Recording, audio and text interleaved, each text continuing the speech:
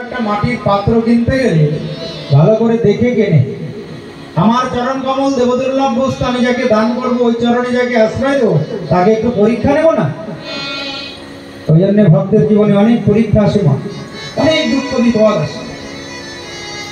যেমন শ্রীবাস নবদ্বীপে একমাত্র সন্তান বিয়োগ হয়ে পত্নী মালিনী বুকে নিয়ে ক্রন্দন করছে, আর ওই শ্রীবাস অঙ্গনে মহাপ্রভু ভক্তগণ সঙ্গে নাম গুণ কীর্তন করছে। হঠাৎ কান্নার ধ্বনি শুনেছে, শ্রীবাসকে ডেকে বলছেন, শ্রীবাস, তোমার ঘরে কি কোনো বিপদ হয়েছে? তোমার ঘরে কি কোনো অমঙ্গল হয়েছে? শ্রীবাস বলেন, প্রভু, মঙ্গলময় ভগবান যে গৃহে বিরাজ করেন সেই গৃহে কখনো অমঙ্গল হতে পারে? মহাপ্রভু নিজে শ্রীবাসের গৃহভ্যন্তরে গিয়ে দেখেন একমাত্র পুত্র বিয়োগ। আর শ্রীবাস বারবার বাড়িতে যাচ্ছে আর মালিনীকে বলছে, মালিনী, উচ্চস্বরে ক্রন্দন করো না, প্রভুর কীর্তনে আনন্দে ব্যাঘাত হবে। তুমি তো মা, ক্রন্দন করতে হলে মুখে কাপড় দিয়ে কাঁদো, যেন প্রভুর কীর্তনের ব্যাঘাত হয়। মহাপ্রভু গিয়ে বলছেন, শ্রীবাস, আমি জগতে অনেক নিষ্ঠুর দেখেছি, তোমার মতো নিষ্ঠুর আমি কাউকে দেখি। একমাত্র পুত্র বিয়োগ হয়েছে, তুমি আনন্দে আমার সঙ্গে নৃত্য করছো, ভক্তগণের সঙ্গে নাম গুণকীর্তন করছো, হরিনাম করছো। শ্রীবাস বললেন, প্রভু, কে কার পুত্র? তুমি দিয়েছিলে, তুমি কৃপা করে দিয়েছিলে, তুমিই নিয়েছো। এই জগতে আমার বলতে যদি কিছু থাকে, একমাত্র তুমি আমার। তুমি ছাড়া জগতে আমার কেউ নাই প্রভু। সঙ্গে সঙ্গে মহাপ্রভু শ্রীবাসকে ভক্তি জড়িয়ে ফেললেন, ধরে বললেন, শ্রীবাস, একটা পুত্র বিয়োগ হয়েছে, তাই কি আমি আর নিত্যানন্দ দুজনই তোমার পুত্র হয়ে রইব? কোনদিন তোমার অঙ্গন ছেড়ে আমরা যাব না। এখনো তাই শ্রীবাস অঙ্গনে মহাপ্রভু আর নিত্যানন্দ প্রভু নিত্য করেন প্রত্যেক দিন।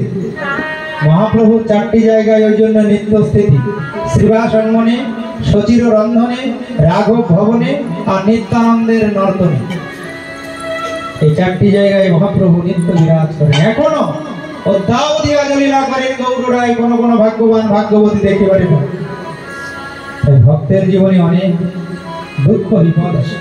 প্রকৃত ভক্ত যারা কোনো দুঃখেই দুঃখিত হয় না, ভয় পায় না, রাখে হরি মারে। তাই ভগবান কুন্তিকে কৃপা করলেন। কুন্তিকে কৃপা করে হঠাৎ দেখেন কি যুধিষ্ঠির কান্না করছে। যুধিষ্ঠির কান্না করছে কেন? না, যুধিষ্ঠির কান্না করছে এই কারণে, যুধিষ্ঠিরের মনে বড় দুঃখ, প্রিয়জন বিয়োগ হয়েছে, যুদ্ধে অনেকে মারা গিয়েছে নিজজন। ভগবান বললেন, যুধিষ্ঠির, এই জগতে যার জন্ম হয় তার মৃত্যু নিশ্চিত, তুমি মারার কে? সবকিছুর মূলে আমি, আমি যাকে মারবো সেই মারা যাবে, আর আমি যাকে রাখবো সেই থাকবে। তবুও ক্রন্দন বন্ধ হয় না। যুধিষ্ঠিরকে নিয়ে চলে গেলেন ভীষ্মের কাছে। দেখেন কি ভীষ্মদেব সরসজ্জায় শয়ন করে পথবাণী চেয়ে আছে, অপেক্ষা করছে কখন কৃষ্ণ আসবে, কৃষ্ণবদন দর্শন করে আমি এই দেহ ত্যাগ করবো। ভীষ্মের কাছে নিয়ে যেতে ভীষ্ম ওই যুধিষ্ঠিরকে দান ধর্ম, রাজধর্ম, মোক্ষ ধর্ম শিক্ষা দিলেন। স্ত্রী ধর্ম, ভগবত ধর্ম সব শিক্ষা দিলেন। ভগবান দেখেন ভীষ্মের নয়নে জল। এই কি পিতামহ, আপনার নয়নে জল, আপনি কি মৃত্যুকে ভয় পান? বিশ্বদেব বললেন, আমি মৃত্যুকে ভয় পাই না, ওই জন্য আমার জল না। আমার নয়নে একটা কারণে জল, যে তোমার লীলা আমি কিছুই বুঝলাম না।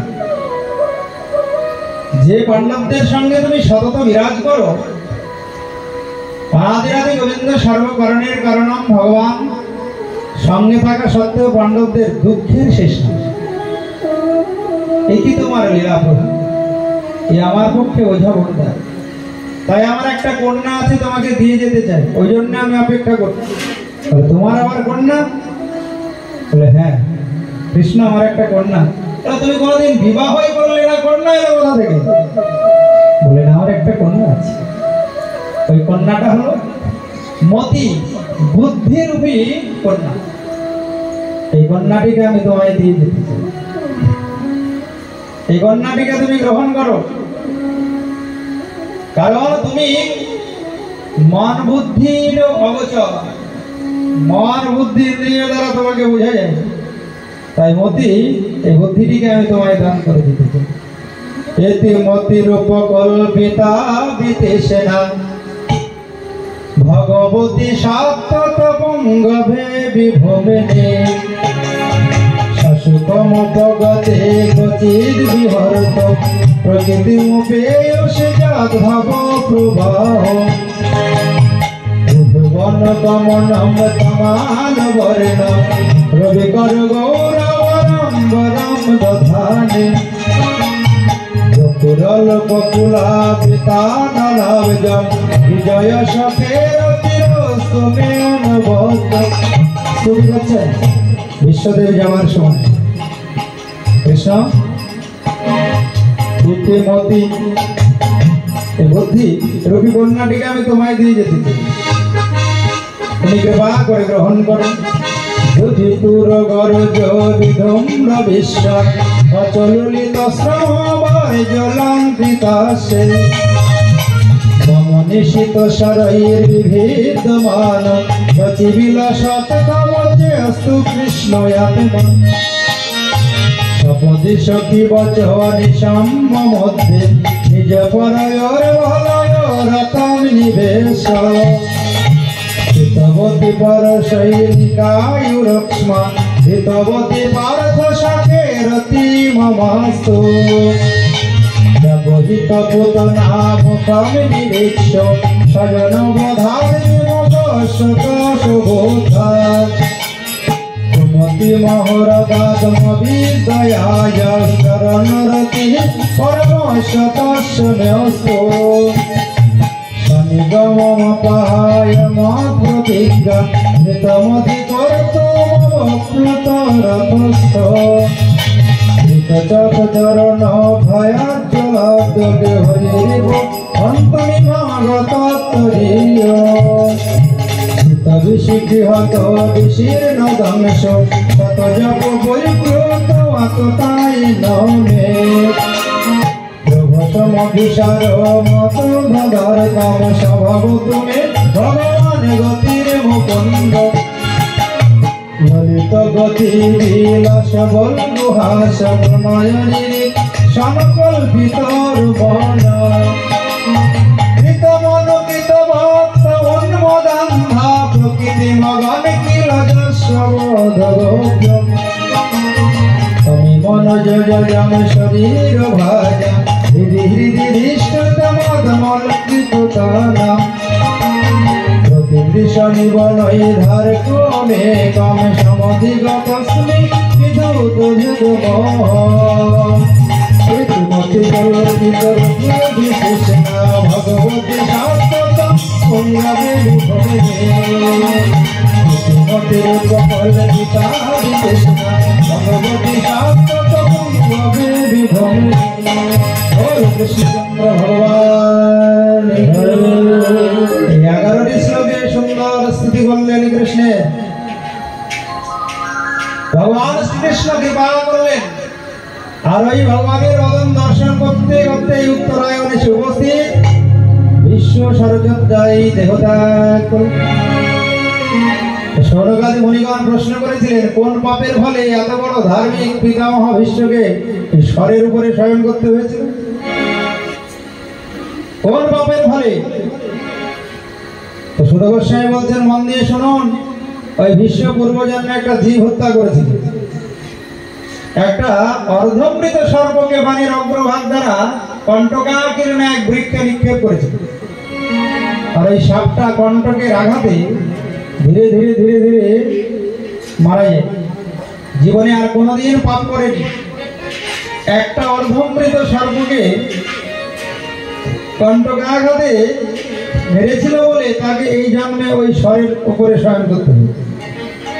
সকর্ম ফল ভোগ প্রমাণ। এই জগতে যত তুমি পাপ করে যাবে, এই পাপের ফল কিন্তু অন্য কেউ ভোগ করবে না, তোমাকেই ভোগ করতে হবে। তাই যারা বুদ্ধিমান বুদ্ধিমতী কখনো পাপ কর্ম করে, জীব হত্যা করে না। জীব হত্যা মহাপাপ। কেউ যদি কাউরি সন্তানকে হত্যা করে, তার পিতামাতা কি খুশি হয়? প্রত্যেকটা জীব ভগবানের সন্তান। তুমি তাকে নির্দয় নিষ্ঠুর ভাবে হত্যা করে খাবে, ভগবান কোনোদিনও তোমায় কৃপা করবেন না, তোমার থেকে মুখ সরিয়ে নেবে। ওই জন্য মানুষের আহার ভগবানের নিবেদিত প্রসাদ। প্রসাদ সর্বদুখানাম হানিরস্য উপজায়তে, ভগবান গীতাতে নিজেই বলছেন প্রসাদ সেবা করলে আমার কৃপা লাভ হবে, দুর্লভ মানব জন্ম ধন্য হবে। ভগবান বিশ্বকে কৃপা করলেন, অর্জুনকে বললেন চলো আমার সঙ্গে দ্বারকায় চলো। অর্জুনকে সঙ্গে নিয়ে দ্বারকায় চলে গেলেন ভগবান। দেখতে দেখতে 7 মাস হয়ে গেল, অর্জুন ফিরে আসে না। এদিকে পরীক্ষিতের জন্ম হলো, পরীক্ষিত নাম ধারণ করলেন বিষ্ণুরাত। বিষ্ণুনা রাতি দদাতি বিষ্ণুরাত, তস্মাৎ নাম্না বিষ্ণুরাত ইতি লোকে বিহস্রব ভবিষ্যতি ন সন্দেহ মহাভাগবত সয়েষ লোকে বিখ্যাত পরীক্ষিদিতি যৎ প্রভু গর্ভে দৃষ্টমনুধ্যায়ং পরীক্ষেত নরেশ। তাই তার নাম হলো পরীক্ষিত। কেন? প্রথম নাম বিষ্ণুরাত, ভগবান বিষ্ণু গর্ভে তাকে রক্ষা করলেন বলে নাম হলো বিষ্ণুরাত। পরে গর্ভ থেকে জন্ম নিয়ে যাকে তাকে তাকেই পরীক্ষা করে। এই কি সেই যাকে আমি মাতৃ গর্ভ দর্শন করেছিলাম? এই পরীক্ষা করতে করতে নাম হয়ে গেল পরীক্ষিত। বলো পরীক্ষিত মহারাজ কি। ওই রকম সুন্দর তো আর জগতে কেউ নাই, আছে ভগবানের মতো সুন্দর? যাকে তাকে তাকেই পরীক্ষা করে। এই কি সেই যাকে আমি মাতৃগর্ভে দর্শন করেছিলাম? দেখতে দেখতে নাম হয়ে গেল পরীক্ষিত। পরীক্ষিত সবসময় খুঁজে বেড়ায় কোথায় গেলে ওই রূপ আবার দর্শন হয়, কারণ ওই রূপ যে বড় সুন্দর, এতই সুন্দর তার সবকিছু মধুর। অধরম মধুরম বদনম মধুরম নয়নম মধুরম গমনম মধুরম, আর সব কিছু মধুর। এদিকে অর্জুন 7 মাস হয়ে গেল ফিরে আসে না দেখে যুধিষ্ঠির খুব চিন্তায় পড়ে গেলেন। গতা সপ্তাধুনা মাসাভিমোষেন তবানুজা নায়াতি কশ্যবাহেদর নাহম বেদদমন। যুধিষ্ঠির রাজ্যে অনেক অমঙ্গল দেখতে পাচ্ছেন, কখনো কাক ডাকছে, কুকুর ডাকছে, বিড়াল ডাকছে, অনেক অমঙ্গলের সুর ভেসে আসছে। চিন্তা করলেন তাহলে কি কোনো বিপদ হলো? হঠাৎ অর্জুন দ্বারকা থেকে ফিরে এসেই ক্রন্দন করা শুরু করছে। বঞ্চিত মহারাজ হরিণা বন্ধুরূপিণা জিন মে অপহৃতম তেজ দিবাবিস্মাপনম।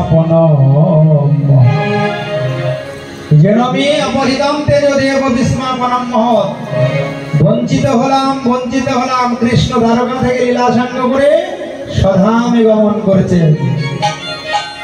যুধিষ্ঠির যেই শুনেছে কৃষ্ণ দ্বারকা থেকে লীলাসাঙ্গ করে স্বধামে গমন করেছে, সঙ্গে সঙ্গে মাথায় যেন বজ্রাঘাত। চিন্তা করলেন কৃষ্ণ যদি আমাদের ছেড়ে চলে গেলেন তাহলে আমাদের আর জগতে বেঁচে থেকে লাভ নেই। মানব জন্মে বাঁচার উদ্দেশ্যই কৃষ্ণ ভজন। কৃষ্ণ যদি ছেড়ে চলে গেলেন আমাদের আর থেকে লাভ নেই।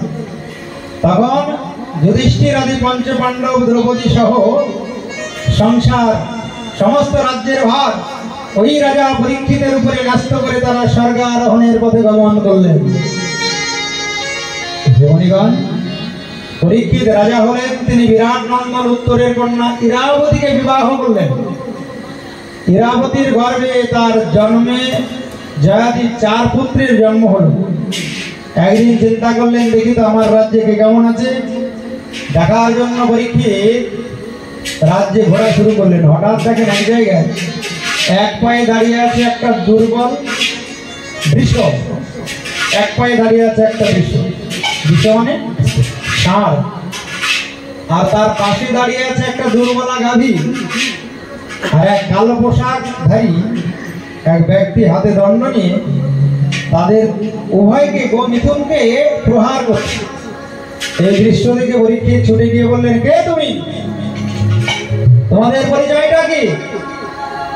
আর কেনই বা এই গোমিথুনকে আঘাত করছো? তোমাদের পরিচয় বলো। আমার রাজ্যে এরকম অধর্ম, আমি জীবিত থাকতে এই অধর্ম হতে দেব না। প্রথমে বৃষ পরিচয় দিলেন, আমি এক পায়ে দাঁড়িয়ে আছি, আমি হলাম ধর্ম। কলিযুগে আমার একটা চরণ, সত্য যুগে চারটি ছিল, সত্য, দয়া, শৌচ আর তপস্যা। কলিযুগে না আছে শৌচ, না আছে দয়া, না আছে তপস্যা। কলিযুগে একমাত্র সত্যের উপরে এই ধর্ম দাঁড়িয়ে আছে, তাই আমার কলিযুগে একটা চরণ। তারপরে দুর্বলা গাভী পরিচয় দিল, আমি হলাম ধরিত্রী। ধরিত্রীর বুকে এক চরণে দাঁড়িয়ে আছে ধর্ম। আর শূদ্র বেশধারী সেই ব্যক্তি পরিচয় দিচ্ছে, আমি হলাম রাধুনী বাবা। একটু আসতে। ওই শূদ্র বেশধারী ওই ব্যক্তি পরিচয় দিলেন, আমি হলাম সাক্ষাৎ কলি। এটা আমার যুগ, আমার কাজই হচ্ছে ধর্মের উপরে আঘাত করা। কারণ কলিযুগে এক গুণ ধর্ম, তিন গুণই অধর্ম। কলিযুগে ধর্ম করা খুব কঠিন। কলির জীবের মন স্বাভাবিকভাবে অধর্মের দিকে ধাবিত হয়। আপনি যতই তাকে বলুন, কলিযুগে ধর্ম করানো খুব কঠিন, কাউকে ধর্মের পথে আনা খুব কঠিন।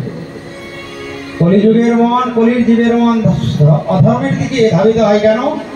এটা যুগের প্রভাব। কলিযুগে দেখুন, দুধের দোকানে লাইন নেই, ভিড় নেই, মদের দোকানে লম্বা লাইন। কেন? অধর্মের যুগ তো। পাপের দিকে মানুষের মন বেশি ধাবিত কলিযুগে, এটা যুগের প্রভাব। তাই কলি বলছে, আমার কাজই হলো ধর্মের উপরে আঘাত করা। পরীক্ষিত বললেন, তাড়াতাড়ি আমার সামনে থেকে দূর হবে, আমি তোমাকে এক করে হত্যা করব। আমি পাণ্ডব কুলপ্রদীপ, যে পাণ্ডব বংশে ভগবান শ্রীকৃষ্ণ সতত বিরাজ করেছেন, পাণ্ডবদেরকে রক্ষা করেছেন। পাণ্ডব কুলপতি পরীক্ষিত কখনো অধর্মকে স্থান দেবে না। কলি বললেন, দেখুন মহারাজ, আমার কিন্তু একটা বড় গুণ আছে, বিরাট গুণ। আমাকে যদি একটু জায়গা দেন থাকা, তাহলে কিন্তু লাভ হয়। পরীক্ষিত বলছে, কলি তোমাকে জায়গা দিলে লাভ হয়? বলছে, হ্যাঁ। ফলের দোষ নিধে রাজন অস্তি এক মহৎ গুণ, কীর্তনা দেব কৃষ্ণ মুক্ত সঙ্গ পরম। এই কলিযুগের ধর্ম হলো ভগবানের নাম সংকীর্তন। এই যুগে যে যত বড় পাপী হোক, যদি হরিনাম সংকীর্তন করে, সমস্ত পাপ থেকে সে মুক্ত হয়ে যাবে। বলো কৃষ্ণচন্দ্র ভগবান কি। তাই মহারাজ, আমাকে একটু জায়গা দেন, আমাকে হত্যা করবেন না। এই কলিযুগের সবচেয়ে বড় গুণ হচ্ছে হরিনাম সংকীর্তন। একবার যদি কেউ কৃষ্ণ বলে, এক কৃষ্ণ নামে যত পাপ হরে, জীবের সাধ্য নাই তত পাপ করে। ওই জন্যে কলিযুগকে মহাজনগণ ধন্য কলিযুগ বলেছে। অন্য যুগে এত নামের ফল ছিল না। আবার এই কলিযুগে মনে মনে যদি কেউ পাপের চিন্তা করে, অসৎ চিন্তা করে, অসৎ কর্মের ফল, পাপের ফল ভোগ করতে হয় না। কিন্তু কলিযুগ ছাড়া দাপর, ত্রেতা, সত্য যুগে কেউ যদি পাপ কর্মের চিন্তাও করত, অসৎ কর্মের চিন্তা করত, সঙ্গে সঙ্গে তাকে পাপ আর অসৎ কর্মের ফল ভোগ করতে হবে। তাই একজন আমাকে একটু জায়গা দেন। পরীক্ষিত চিন্তা করলেন, এর মধ্যে ভালো গুণ কিছু আছে, একটু জায়গা দেওয়া যাক। অভ্যর্থিত সদা তস্মৈ স্থানানি কলয়ে দদৌ দূতম পানম স্ত্রিয় শুনা যত্রা ধর্মশ্চতুর। যাও বলি, তোমাকে আমি চারটি জায়গায় স্থান দিলাম। দূতম পানম স্ত্রিয় শুনা, যেখানে জুয়া খেলা হবে সেখানে তুমি থাকবে, ওটা পাপ। কলি মানেই পাপ আর কলহ।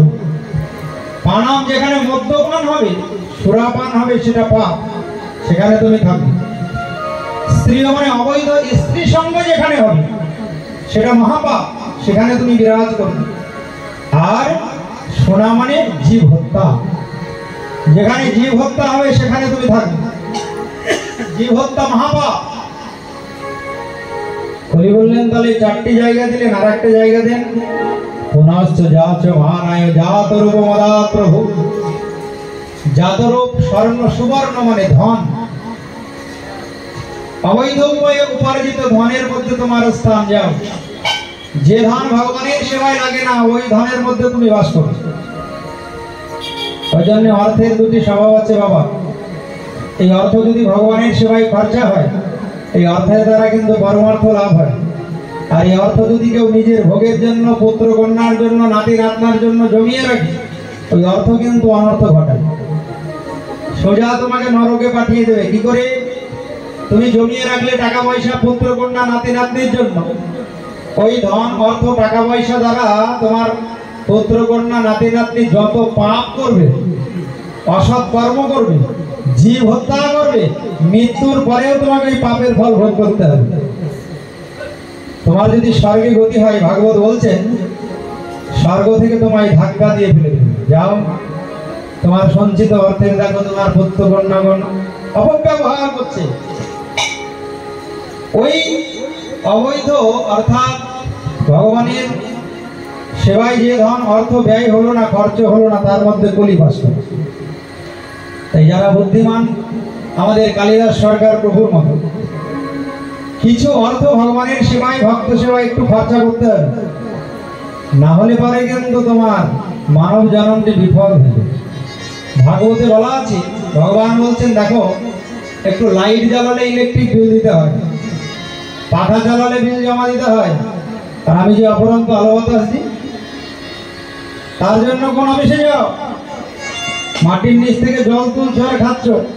কোন পূর্বপুরুষ তোমার মাটির নিচে জল রেখেছে? যে তোমার জন্য এত সুন্দর ব্যবস্থা করছেন, তার জন্য কিছু খরচা করবে না? তার ভক্ত সেবায় কিছু দান করবে না? উৎসব অনুষ্ঠান করবে না? তাহলে তোমার দুর্লভ মানব জন্ম ধন্য হবে কিসে? তাই 10% উল্লেখ আছে। 1 লাখ টাকা যদি বাৎসরিক আয় হয়, 10,000 টাকা কিন্তু ভগবানের সেবায়, ভক্ত সেবায় খরচা করতে হবে, না হলে বিত্তস্বার্থ দোষে নরক গতি হবে। অনন্তকাল নরকে গিয়ে নরক যন্ত্রণা ভোগ করতে হবে। সবই তুমি নিজের জন্য রেখে যাবে, আর যে আলো বাতাস জল দিয়ে রক্ষা করছে, মাতৃগর্ভে তোমায় রক্ষা করেছে, চলার শক্তি বলার শক্তি দিয়েছে, তার জন্য তুমি কিছু করবে না? তাহলে তোমার মানব জন্মের সার্থকতা কোথায়? তাই ভগবান অর্থের মধ্যে, যে অর্থ ধন সম্পদ ভগবানের সেবায় লাগে না, তার মধ্যে কলিকে স্থান দিয়েছেন। রাজা পরীক্ষিত কলিকে 5টি জায়গায় স্থান দিয়ে একদিন মৃগয়া করতে গেলেন। জরাসন্ধের ওই সোনার মুকুট মাথায় নিয়ে বাস কলি এসে ভর করেছে, মাথা খারাপ হয়ে গেল।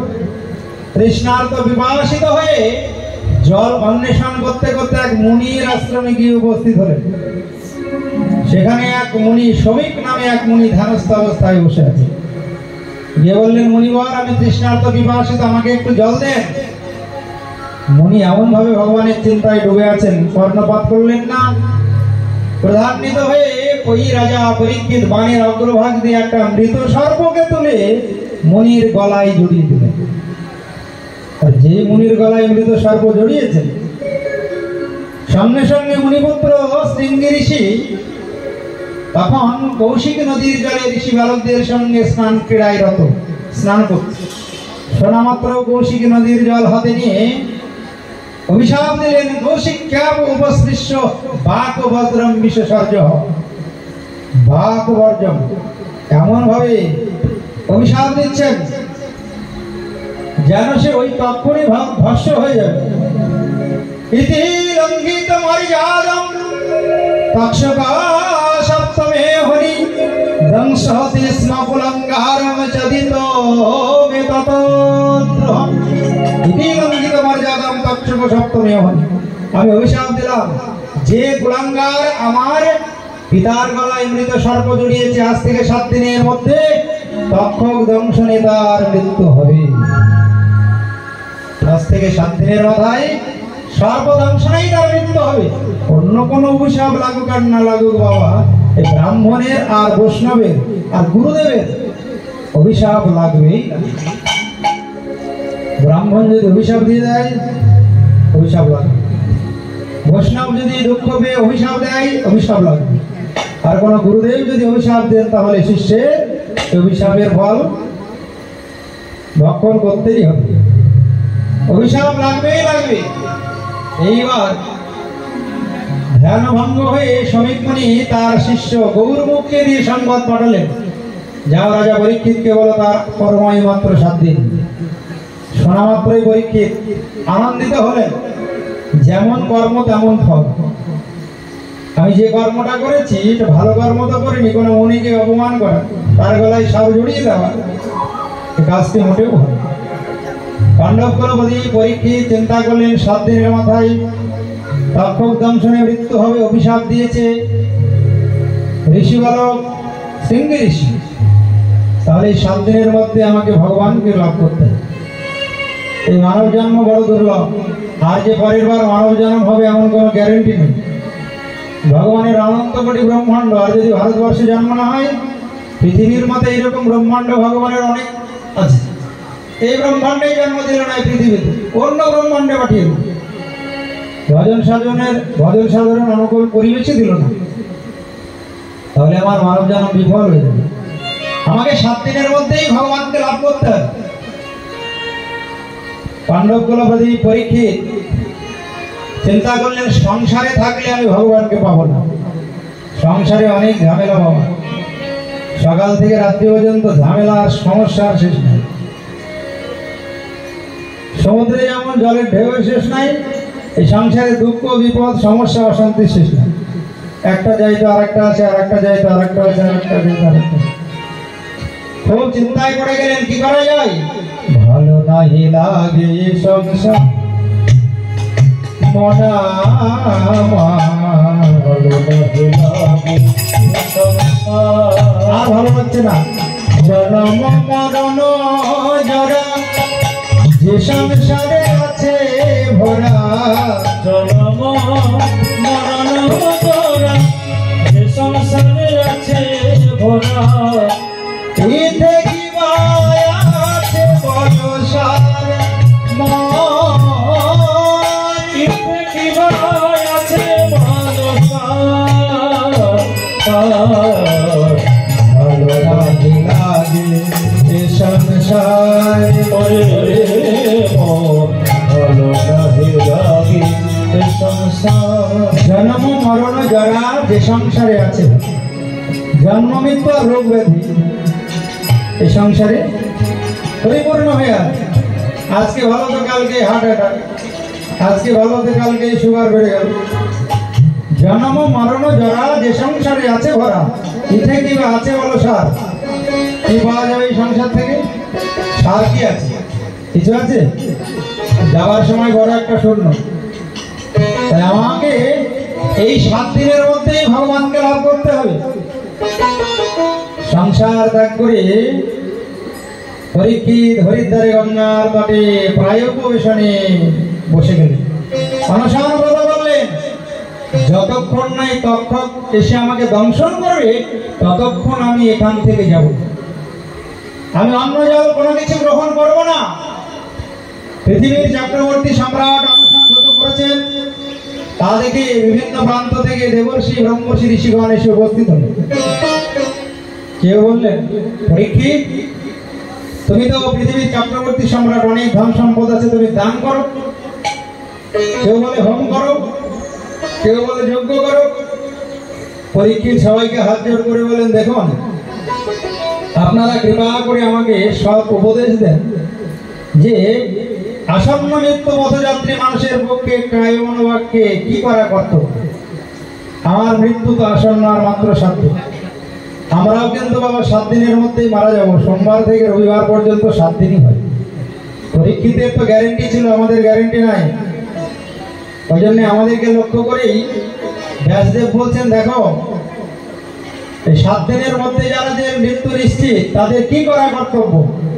তত্রা ভব ভগবান ব্যাসপুত্র, তত্রা ভব ভগবান। হঠাৎ পেছনে তাকিয়ে দেখি কি ব্যাসনন্দন সুখদেব পাগলের মতো আসছে। সবাই দাঁড়িয়ে তাকে সম্মান করছে। সবাই দাঁড়িয়ে তাকে সম্মান করছে। ছোট ছোট বাচ্চারা পাগল মনে করে ব্যাসদেবের পুত্র ওই সুখদেবকে ধুলো ছুটছে। তত্রা ভব ভগবান ব্যাসপুত্র ভগবান ব্যাসপুত্র তত্রা ভব ভগবান ব্যাসপুত্র যদি ছায়া গমটমানপেক্ষা যদি ছায়া গমটমানপেক্ষা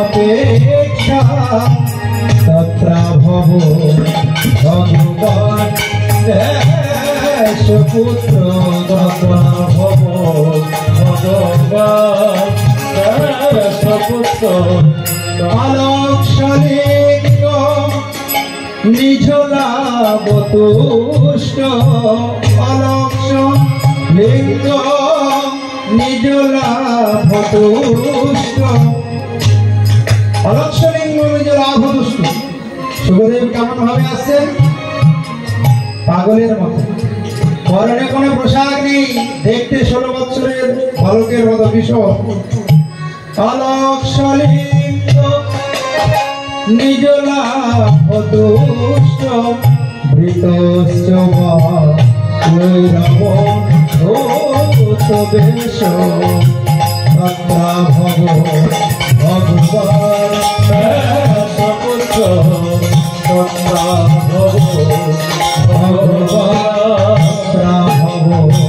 ভগবান তত্রা ভগবান। এখানে ব্যাসদেব বলছেন, দেখো আমার পুত্র সাধারণ পুত্র নয়, ভগবান ব্যাসপুত্র। ভগবানই ওই পরীক্ষিতকে কৃপা করার জন্য ব্যাসদেবের পুত্র সুখদেব হয়ে হরিদ্বারে গঙ্গার তটে এসে উপস্থিত হয়েছে। সুখদেবের কথা মানে সাক্ষাৎ ভগবানের কথা। তত্রা ভবৎ ভগবান ব্যাসপুত্র যদৃচ্ছয়া গামটমানপেক্ষ। ঘুরতে ঘুরতে ঘুরতে ঘুরতে হরিদ্বারে শাপগ্রস্ত রাজা পরীক্ষিতের নিকটে এসে উপস্থিত হয়েছে। আর যেই এসে উপস্থিত হয়েছেন, দেবর্ষি ব্রহ্মর্ষি ঋষিগণ বলছেন, পরীক্ষিত ওই যে চলে এলো তোমার জীবন পথের দিশারি, তাকে প্রশ্ন করো, সমস্ত প্রশ্নের উত্তর তিনি দেবেন। কারণ পরমহংস প্রদীপ এই সুখদেব ব্যাসনন্দন সদা সর্বদা গোবিন্দের চিন্তায় ডুবে আছেন। তাড়াতাড়ি করে পরীক্ষিত গিয়ে হাত ধরে নিয়ে আসনে বসালেন, পাদ্য অর্ঘ্য দিয়ে সেবা করলেন, চরণ ধৌত করে দিলেন। চরণ ধৌত করে দিয়ে প্রশ্ন করছেন, অত বিচ্ছামি সংসিদ্ধিম যোগিনাম পরম গুরু পুরুষে হয়ত কার্য মৃগ মানস যৎ শ্রোতব্যম অথোজব্যম যৎ কর্তব্যম নিহি প্রভু স্মর্তব্যম ভজনীয়ম বা ব্রুহি যৎ বা বিপর্যয়ম। কৃপা করে বলুন, হে ব্যাসনন্দন সুখদেব, আপনাকে দেখে মনে হচ্ছে আপনি যোগীদেরও পরম গুরু। সর্বক্ষণ মুখে যেন কার নাম করছেন। আপনার পরনে কোনো বসত নাই, দিগম্বর দিগম্বরম ভক্ত বিকীর্ণ কেশম প্রলম্ব বাহুম স্মরোত্তমাভম। আপনি দিগম্বর, সবসময় ভগবানের চিন্তায় ডুবে আছেন। আপনার কাছে প্রশ্ন, বলুন, প্রিয় মানুষ সর্বথা পুরুষ হইয়া কর্য মৃত্যু পথযাত্রী জীবের কি করা কর্তব্য। ব্যাসনন্দন সুখদেব গুরুর আসনে বসলেন, আর পরীক্ষিত বারবার গুরুদেবকে প্রশ্ন করছেন আর স্বাগত করছেন, অভিনন্দন করছেন। স্বাগতম গুরুদেব, সুস্বাগতম গুরুদেব, সুস্বাগতম গুরুদেব,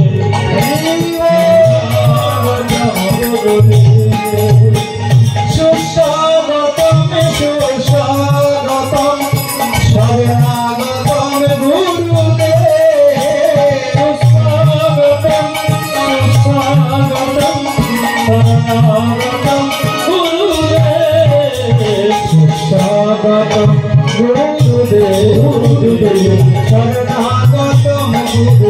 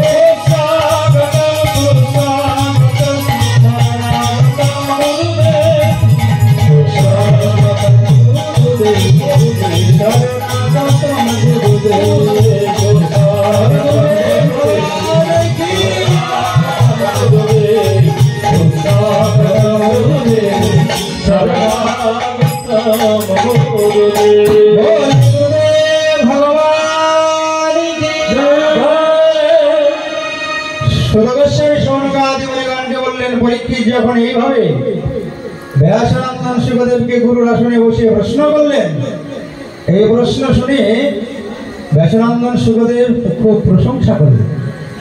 বরিয়ানেশতে প্রশ্ন কৃতম কহিতম নিপুণ আত্মবিদ সম্মত পঙ্গেশাম শ্রোতব্যাদি সুয়াবরম। হে রাজন, বরিয়ানের সাথে এই প্রশ্ন, তোমার এই প্রশ্ন বড় উত্তম, লোক কল্যাণকর। মৃত্যু পথযাত্রী জীবের কি করা কর্তব্য? এই প্রশ্নের উত্তরে শুধু তোমার মঙ্গল হবে না, জগৎ জীবের মঙ্গল হয়ে যাবে। যে এর উত্তর শুনবে তারই মঙ্গল হবে, কারণ এই জগতে সবাই মৃত্যু পথযাত্রী, তুমি একা নও। দুদিন আগে আর পরে এই জগৎ থেকে সবাই চলে যাবে। তাই এখন এই প্রশ্ন সবচাইতে জীবের উত্তম প্রশ্ন, কারণ আত্মজ্ঞানী মহাপুরুষের কাছে এই প্রশ্ন অতিশয় আদরণীয়। তাই এখন এই প্রশ্নের উত্তর অনেক বড়, মৃত্যু পথযাত্রীর কি করা কর্তব্য। তবে আজকে নয়, এই প্রশ্নের উত্তর দেব তোমাকে আগামীকাল।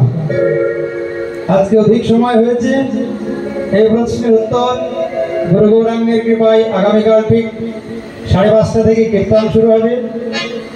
ঠিক সন্ধ্যা 6টা থেকে আমরা এই প্রশ্নের উত্তর শ্রবণ করব। ভাগবত কথা একা শ্রবণ করলে যে ফল, আর 10 জনকে নিয়ে শ্রবণ করলে 10 গুণ ফল অধিক লাভ হয়। তাই সবাই ভক্তদের সংবাদ দেবেন, এখানে ভাগবত সপ্তাহ যজ্ঞ হচ্ছে, ঠিকানা বলে দেবেন। আপনার কথায় যদি 10 জন আসে, ভগবানের কথা শ্রবণ করে, তাহলে আপনারও 10 গুণ ফল অধিক লাভ হবে। তাই শুধু একা আসলে হবে না, আরো 5 জনকে নিয়ে আসতে হবে, যাতে ভগবানের কথা শ্রবণ করে তাদের দুর্লভ মানব জন্ম ধন্য হয়। আজকের ভাগবত কথার এইখানেই বিশ্রাম। আগামীকাল আমরা পরীক্ষিতের এই প্রশ্ন, যে মৃত্যু পথযাত্রী